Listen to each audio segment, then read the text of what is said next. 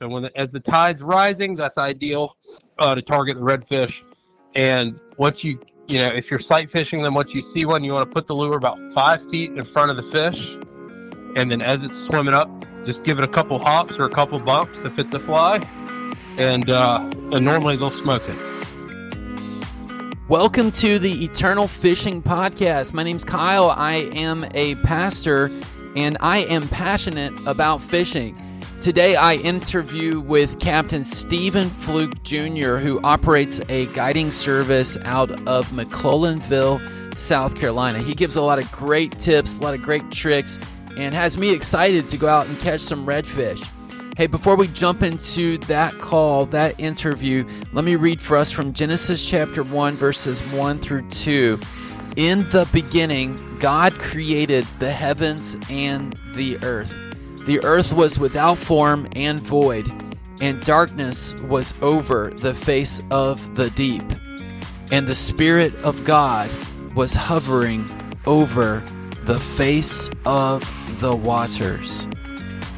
The quote here is Henry David Thoreau.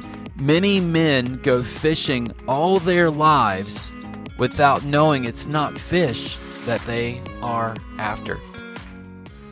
Okay, well, hey, Captain Stephen, this is Kyle. How's it going? You doing well today, Good, sir? man. How's it going? Good. I understand you just got off the water.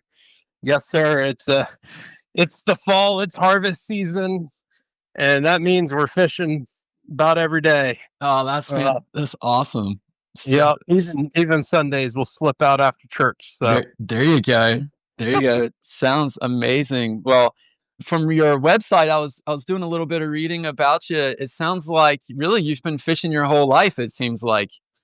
Yeah, man. Super blessed with a good dad who started taking me fishing when I was a little kid. I was like 2 years old. So that's awesome. Super blessed there. Not everyone can get to say that. So anyway, yeah, make sure everyone takes a kid fishing if you're not a dad. But yeah, started fishing when I was a little kid, fell in love with it, and wanted to be a fishing guide and fish professionally since I was 4. So it's been my lifelong dream. 30 years old and have been guiding for 4. I guess this is going to be year 5 now. So pretty awesome. Fantastic. Epic walk of faith. Yeah. Now, are you full time with your guiding? Yeah. Yep. Wow. Yep. Okay. So, you did take the lead. Believe it or not, this is cool timing because 2 years ago, September of 2023 is when I quit my second job and went all in. So about that. Okay. It's always this first week of September is always kind of pretty special to me because that's kind of when I just, full trust in God and full send. Wow. Wife's a stay-at-home mom, so it's awesome. Not like we've got a lot of captains have a working wife, which is not a bad thing. I'm not knocking that at all, but we're fully committed to the fishing lifestyle. Yeah. How cool is it that you were able to take your passion for fishing and turn it into a way to provide for your family? Yeah, it's pretty crazy, man. And that's wonderful. Now, I also... Oh, go ahead. Sorry. I hope that encourages anyone listening because, whether it's art, whether it's fishing or whatever it is, man, if God gave you a gift and, you need to go all in and go completely in, give it your best and make it happen. Because a lot of people have those dreams tucked down in their hearts and believe all the lies that we're told and, that you're not good enough and you can't do this, you can't do that. And we just believe that stuff and never take action. So, wow. Yeah, we just went real deep, real fast. Well, I think it's super inspiring to see people that go all in, with their passion and they're being successful. I think that's fabulous. Now, I also saw that you and we have the same university, North Greenville University. So yeah, that's cool. When did you graduate? I graduated in 2011. Oh, dang. Okay, so I started in 2013. Okay, and then graduated 2018. Oh, that's a couple years after you, almost. Right now, did you meet your wife there as well? No, so we met. So I was doing my internship in 2017 at a YMCA summer adventure camp in Virginia, and that's where her and I met. Okay, super. Well, I met my wife at the university as well, at North Greenville University. So I thought that. So a little bit about your service. If you know, it sounds like you're kind of coastal South Carolina, right? You're based out of McClellanville. Is that right? Yep. Okay. So just, we do inshore fishing. We just got a brand new 2025 East Cape flats boat. Huge blessing there. Wow. I was fishing out of a 18-foot aluminum G3 for the first 4 years of my business. So we just got a huge upgrade. Wow. And so great boat. I like to fish 2 people, and I like to target redfish and speckled trout with artificial and fly. We will fish live bait occasionally. And then in the summertime, I love to tarpon fish. So pretty much tarpon, redfish, and trout are my go-to fish. Obviously, we'll catch other species like sheepshead, sharks, just random stuff.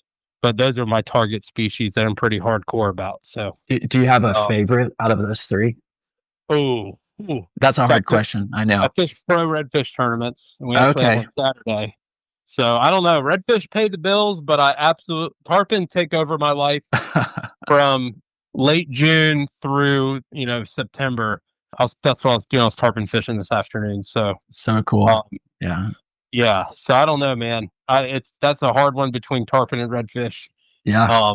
Redfish sight fishing I sight fished a redfish this afternoon, about 6 feet from the boat, and it was floating on the surface.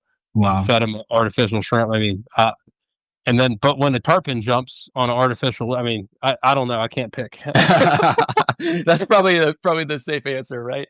But yeah, that's awesome. Going after those 3 species. Now, I was going to ask you about, kind of what your preferred bait or your preferred lure was. Now, it sounds like artificial and fly. So I have dabbled with the fly rod. I have a few fly rods, and I got into tying flies well before I actually fished with fly rods. My dad was a big inspiration in my life. It sounds like yours was as well, with regard to getting into fishing. And so do you tie your flies, or do you ask? Yep. Okay, so you tie your own flies as well. Okay. Yes, sir. I've been tying flies. 1 second. I've been tying flies since I was 12 years old. So, okay. But I like to tie flies mainly for fun. Sure. And so once it starts to become work, sometimes I'll go hit the fly shop up. I'm fin to feather, Hadrils. And Mount Pleasant, really tight with those guys, Randy and Steve and Luke. Luke's a young and up and comer. He's 19, awesome guy, but he ties good flies. So sometimes I'll have him tie me some flies too. Yeah. But yeah, I've got a 5-year-old son and a 2-year-old son. My 5-year-old's already started to tie flies and loves it. So now, by the time I crank 1 or 2 flies out, we're getting the other rice out and we're tying flies with him. So then my tying goes to the side a little bit to focus on him. So sure. Of course. Yeah, super fun. So are you tying flies for redfish or for freshwater trout, or what are you? Well, yeah. So so a little bit about me. My wife and I, we have twin daughters, and they just turned 2 years old. And so I use that as kind of my excuse to say I haven't really been doing a whole lot of fishing. Yeah. Going to work, and then right after work, it's second shift starts, kind of thing. Yeah. But funny is, today actually was my first day back on the water in a long time. And my wife and I, we met at the ramp and got out on the water and caught 1 speckled sea trout and one of those catfish, the sailfish, saltwater catfish. But a small catch. But man, that was so much fun. But I have tied flies for redfish, and also have caught some sea trout on the fly rod. And so it's just a blast. I just absolutely love that. But that's been quite a while. But now that we moved to Charleston, gosh, about 2 years ago, I'm really hoping to get on some redfish with the fly at some point in the future. So speaking of that, I'd love to dive into maybe a little bit of how to actually go about catching redfish, especially in coastal South Carolina. I would love to just kind of see, how you might guide us there for those that are listening to the podcast and say, hey, we're interested in going after some redfish. What would you say? What's the approach there? All right. So shallow water is key. So you want to make sure I like a low tide. So the tide's very important. The tide is the water height. And so you got a low tide and a high tide. Yep. At low tide, let's say it's 0. Let's say high tide around here is a 5-foot high. So you got 5 feet of vertical water coming in and out every 6 hours. So that's a foot of water an hour pretty much. So that's a lot of water. So the fish are constantly moving. And so ideally, you're going to go out, especially right now in the fall. The fall's the best time of year to fish down here. And you want to go out at low tide and just crawl, just kind of idle down the bank, or not on the bank, but just idle out in the channel and look on the bank. You're looking for egrets, so those white shorebirds. Uh-huh. You're also looking for some mullet jumping, just a big mullet, like a pound mullet. Okay. And a mullet's just a big silver, big bait fish. Yep. So if you've got mullet jumping around and you've got white shorebirds around, more than likely there's redfish in the vicinity, because those are just 2 key things that I'm always looking for when I travel. So look for those, and then, cut your motor off, pole or trolling motor, nice and quiet, ease in real quiet. And I like the Z-Man Prawn Star. It's an artificial shrimp, and that has been my favorite lure since they came out last year. And tie one of those on. You want 20-pound fluorocarbon leader on your braid, or any sort of shrimp or crab pattern on a fly. But you're just going to ease in real slow. You're going to start to look for muds, and what muds are is just little ploofs of mud that come up when a fish swims off. Okay, and so look for those. That's the easy sign that says, hey, there was a redfish here. So if you see those, more than likely you possibly spooked them. So all you got to do is ease back out where you came in and sit for 5 or 10 minutes and let everything settle back down. And you want to look for wakes from fish, V wakes in the water. Yep. You can see fish swimming around. You want to look for a tail popping up every now and then. But so a dead low rising tide. So as the tide's rising, that's ideal to target the redfish. And once if you're sight fishing them, once you see one, you want to put the lure about 5 feet in front of the fish. And then as it's swimming up, just give it a couple hops or a couple bumps if it's a fly, and normally they'll smoke it. So that's pretty generic answer. But if you just cruise around at low tide, eventually you will find a school of fish pushing down the shoreline. I mean, that, especially in Charleston, Beaufort, up here where I am, Georgetown area. Now, let's say it's a high sky bluebird day when we got high pressure. At that point, you might want to fish deeper water. So you might want to fish oyster bars that are underwater, submerged, or docks, or rocks, or some sort of tree, like a structure. That's when you might want to fish a hair deeper. So you might want to fish the 3 to 10 foot deep range and just throw a jig head with a paddle tail or a kicker crab, a artificial crab on there, or even a topwater plug. So if someone's looking for redfish, my best advice, get out, crack a dawn, put a topwater lure on. I've got a couple favorites. The Rapala Skitterwalk. There's a bunch of brands. The Yozuri Top Knock. Those are some good ones that I like. And you're going to walk the dog, and you're just going to go down the bank nice and slow, and you're just covering water. And so if there's a fish around, more than likely he's going to at least try and eat your lure on the top.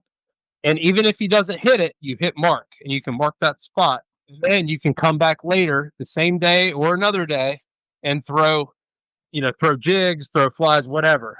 But now there's fish in that area. And that's how you can cover water very quickly.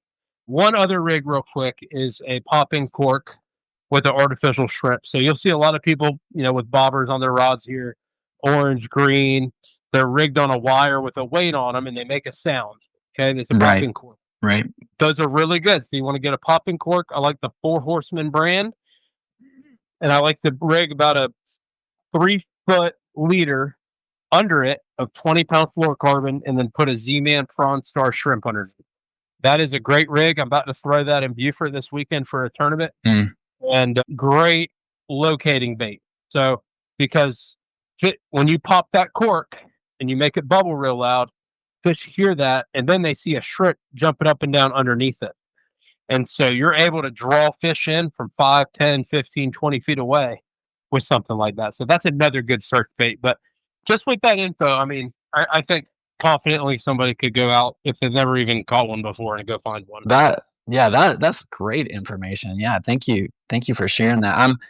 I'm blown away by the idea of searching for the birds, right? The white shorebirds, and that's kind of like your guide. And so I guess I've always thought, when you're looking for a fish, you're always looking for certain types of structure, like maybe like a creek coming in or an oyster bed or things like that. How much does that play into your decision to say choose or to fish a spot? Maybe if we're brand new to some water, right, and you don't really know how influential are those factors compared to the bird factor and the mullet factor?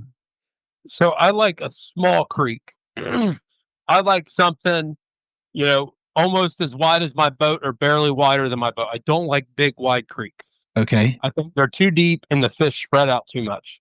But if you have a grass shoreline and then you've got some oyster bars around the mouth of that little tiny creek, that could potentially be a good spot if you have a falling tide. So you want water coming out of the creek, and that's ideal. Rising tides are not great to fish creeks. So got it. Okay. The creek fishing thing is a little more tidal versus just shoreline fishing. So yes, you are right. They are great, but I'm not necessarily looking for creeks personally. Okay. If I'm fishing open water, like just long shorelines, open bays, just more open stuff, river, just the bank of a river. Yeah. I'm mainly just looking for a point or an oyster bar, something that offers the fish a little bit of cover, not necessarily a creek mouth. They can be good, but it's not my number one thing I'm looking for. Got it. Okay. Yep. Okay. And it sounds like at low tide, you can actually idle in kind of stealth mode and see fish feeding. Is that right?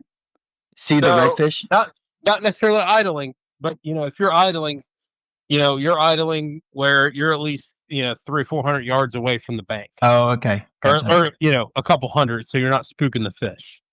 You're mainly just looking for mullet and birds and stuff like that. Once you cut your motor off, or paddling's a great option. Kayaks, canoes, paddleboards. Right.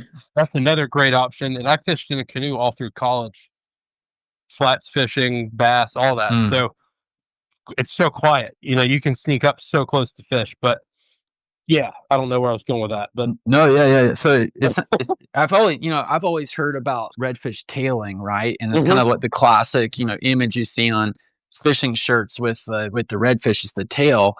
I didn't know how often you're seeing that actually out there on the water, and if it's a target for you.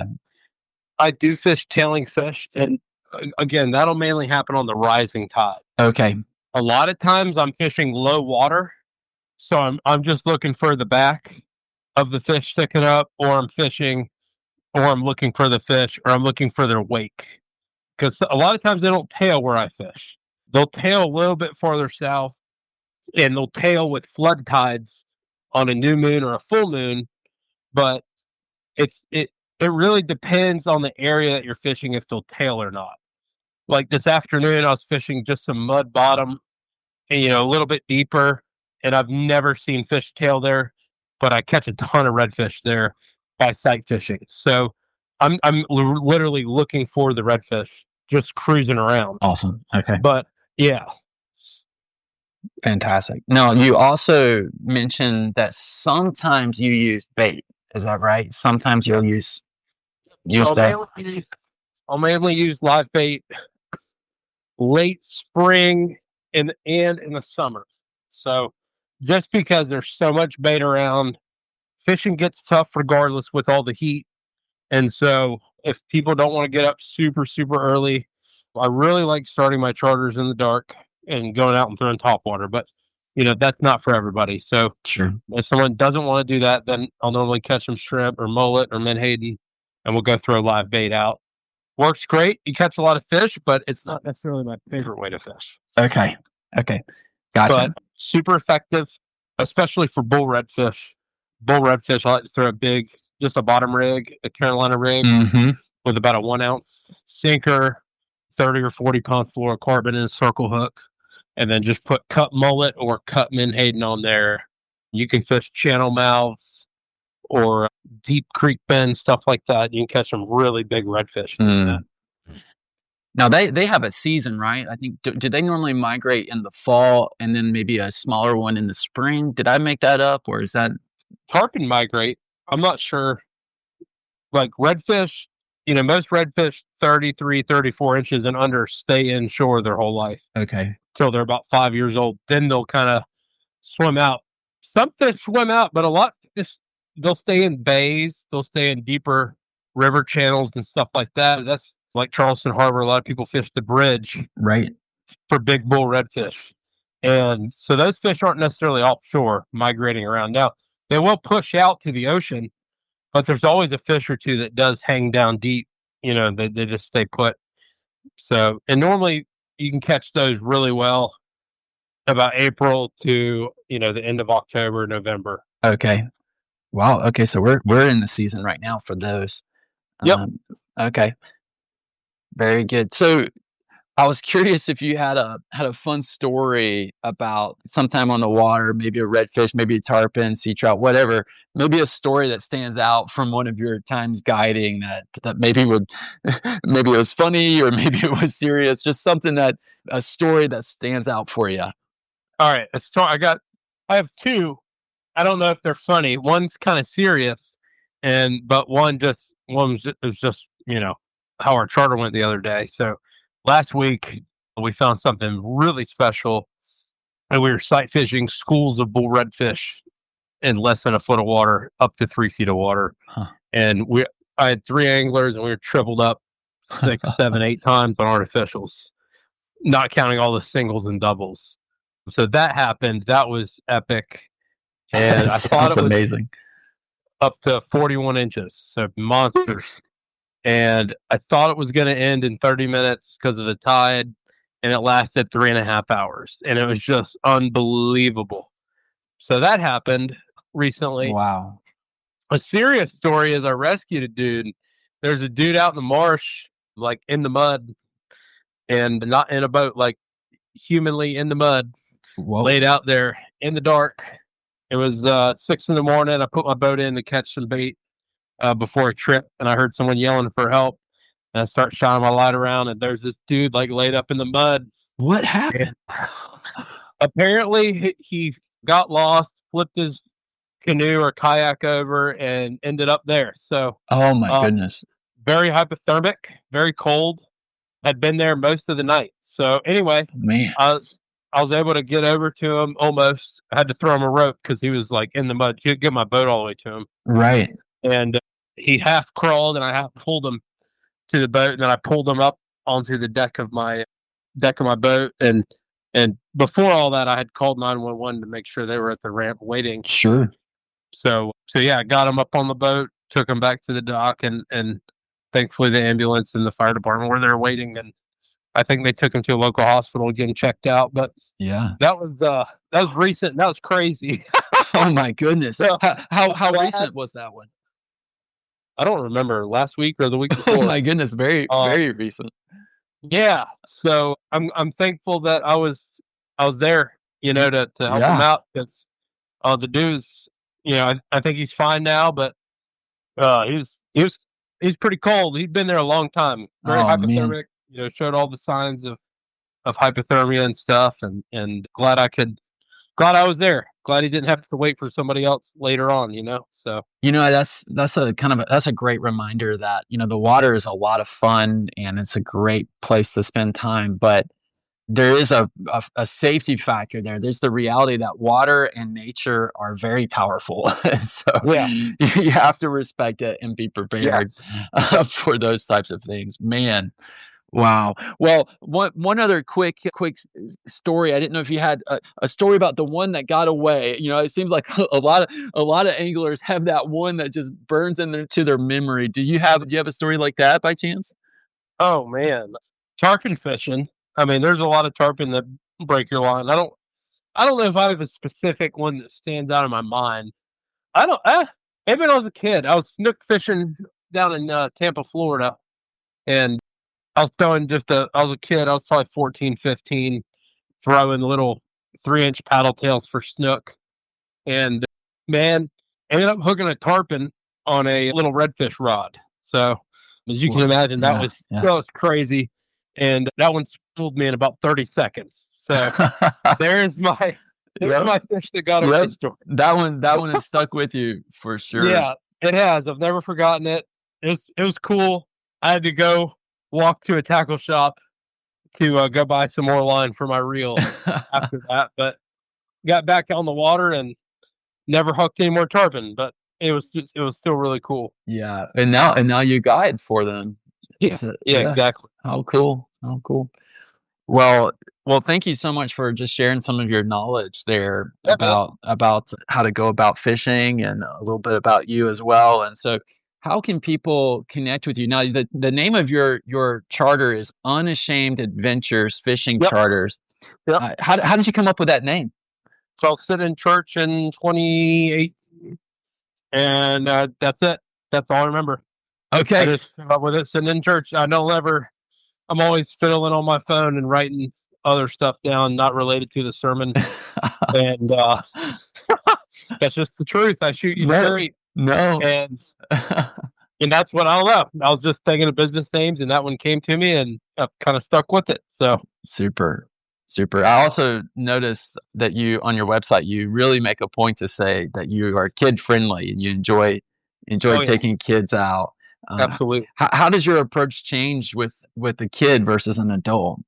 So kids, that's when we'll use bait more often. Okay. We'll use more live bait. Gotcha. But I don't know, man. Not much. Mainly, I just have a chat with the parent or, whoever's fishing with the kid to let me do my thing with the kid.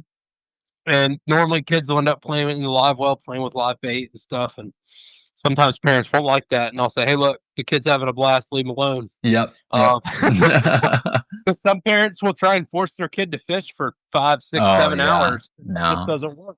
No. I have 2 kids, and I know what it's like. I know my kids love fishing, but they're done in 30, 40 minutes, and they'll fish in spurts. And so as long as you have something else to do on the side and some snacks and stuff, then you're good to go. They'll love it. Yeah. So, biggest tip is just, for the parents wanting to get their kid into fishing is don't force it. Yep.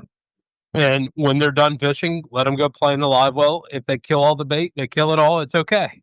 You got to remember why you're out there. You're out there to have fun and to make memories with the kids, not just to catch fish for your own selfish reasons. You know what I'm saying? Yeah, that's so good. Yep. So good. Well, how can people connect with you and just the variety of geography where a customer could be for you? Yeah, easy peasy. My phone number is 864-430-8830. Text or call me. Text is better. I'll answer right away. If you call me, I probably won't answer until the afternoon or evening. And then you can email me, unashamedadventures@gmail.com, or you can shoot me a message on Facebook, or you can shoot me a message on Instagram, or you can comment on my YouTube videos. There's a lot of ways to get a hold of me. Use one of those. I'd rather you just text my phone. It's so much easier for everybody. But yeah, that's it. Pretty simple. Super. I didn't know you had a YouTube. That's fantastic. I do. Yeah, we're working on it. That's cool. And is it Unashamed Adventures? Is that the YouTube handle? I think that's it. Yeah, I think so. Okay. I should probably know that. Yeah, I think it's just Unashamed Adventures. Sure. How cool is my that? name? It's Stephen Flook Jr. or it's Unashamed Adventures. One of those. Okay. Well, fabulous. And then your geography is what? It's as high as like Merle's Inlet and as low as Charleston, or? No, I'll fish Isle of Palms to Georgetown. Isle of Palms to Georgetown. Okay. Yep. Okay. Yep. Pretty simple there. I fish down in Beaufort. I have chartered down there randomly, and I don't mind doing it for a premium. But yeah, my main area is just Isle of Palms to Georgetown. Okay. That's where I'm the most confident. I am going to start branching out and doing some travel trips to different states and or countries in the future, maybe Alaska, Louisiana, stuff like that. I've already fished in those places a good bit, but we'll get there eventually. But that's kind of long-term stuff there. But and I saw you spent some time in, was it Nome, Alaska? Yeah, I spent 2 summers there in college. Wow. And you said the fishing was fantastic there. Yeah, it was cool, man. We're fishing 4 species of salmon and grayling and Dolly Varden So trout. cool. So yeah, cool. Caught all those on fly. It was pretty sick. Awesome. Well, sir, thank you for your time. Yeah, thank you for sharing your passion with us on the podcast, and wish you great success. And I look forward to maybe catching up with you sometime in the future as well to see how it's going. Yeah, shoot me a text. We'll get you out this fall. I would love that. Well, I look forward to it. Awesome. All right, man. Sweet. All right. Have a good day. Thank you, sir. Okay. Yep. Well, I hope you enjoyed that conversation with Captain Stephen, Unashamed Adventures, operating out of McClellanville, South Carolina. I appreciate all of those great tips that he shared. I wanted to kind of finish out the podcast here with a focus on the face of the waters. That's that phrase from Genesis chapter 1, verse 2, and the Spirit of God was hovering over the face of the waters. One of the things Captain Stephen mentioned was that his dad was a big influence in his life, taking him fishing. And because of that kind of gave a new birth in his life, and that inspired him with this passion for fishing. If you're listening to the podcast, I don't know, where you are in your relationship with God. I don't know if you have a passion there or not, but I hope that just like Captain Stephen's dad took him out on the water and kind of showed him the ropes, I hope that you would turn to God and allow him to begin a new work in your life and allow him to kind of take the reins there a little bit and introduce you to the wonderful things that he has for you. And I hope that you can develop a passion. As I think about Scripture and all of the illustrations of water in Scripture, the first example is when God spoke creation into existence, he created water. I also think about the story in Genesis 6 with the flood where mankind had rebelled against God and God delivered Noah and his family through the flood, and it was a new beginning with the rainbow. I think of the story of Exodus. In the book of Exodus, God's people had been enslaved for many, many years, and God sent Moses to perform these plagues and these signs, and ultimately Pharaoh let them go, but changed his mind and had the people trapped up against the Red Sea, and God created a new path, a new beginning, even in the midst of great struggle by holding the walls of the Red Sea, the water apart so that they could walk through. There's a passage in the Old Testament about a man named Naaman who was sick and he needed to be healed. His skin needed to be healed, and a prophet told him to go bathe in a river, dip in the river 7 times. And because he was willing to do that after some encouragement by the people that loved him, he was clean.